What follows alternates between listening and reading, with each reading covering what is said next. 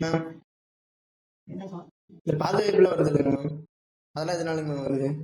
பாத வெடிப்பு ஆக்சுவலா நம்ம எல்லாரும் நம்ம வீட்டுல என்ன சொல்லுவாங்க அப்படின்னா பித்த வெடிப்பு அப்படின்னு சொல்லுவாங்க. ஆனா ஆஸ் பர் ஆயுர்வேதா அது பித்த வெடிப்பு கிடையாது. நம்ம உடம்புல வாத தோஷம் வாதங்கிறது அதிகமாகிறதுனாலதான் ஏற்படுது. அது பார்த்தோம்னா நமக்கு கொஞ்சம் ஆரம்ப கட்டமா இருக்கும், சிலருக்கு கொஞ்சம் நல்லாவே வெடிச்சிருக்கும், சிலருக்கு ரத்தம் வர மாதிரி ஆயிடும், ரொம்ப வலி எல்லாம் இருக்கும். ஆனா நம்ம யாருக்கெல்லாம் வரும்னா நிறைய வெறுங்கால நடக்கிறவங்க, நிறைய வேலை செய்யறவங்க, செப்பல் சரியா இல்லாத இருக்கவங்க அந்த மாதிரிதான் வரும். ஆனா நிறைய டிராவல் பண்றவங்க, பால் மோர் தயிர் பால்லாம் சாப்பிடாதவங்க, அவங்களுக்கு கூட வாதம் அக்ரவேட் வாத தோஷம் உடம்புல அதிகமாச்சுன்னா கூட பாத வெடிப்பு வரும்.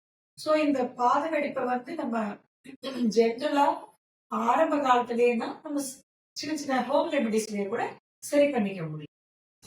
மேம் அந்த ஹோம் ரெடிமேட்ஸ்லயே வந்து ரெடி பண்ணிக்கலாமா இல்லை மெடிசன் ரெடி பண்ணிக்கலாமா? ஹோம் ரெமெடிஸ்லயே ஆரம்ப காலத்துல சரி பண்ணிக்கலாம்.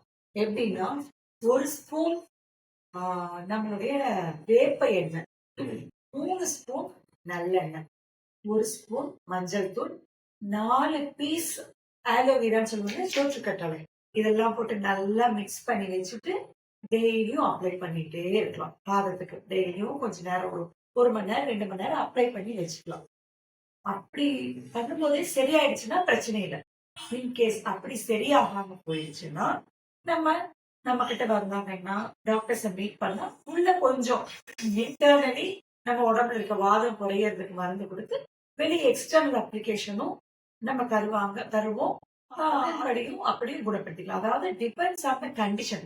பேஷண்ட்டுக்கு இப்பதான் வருதுன்னா நம்ம இப்ப சொன்ன சிம்பிள் ரெமடிலேயே அவங்களுக்கு சரியாயிடும்.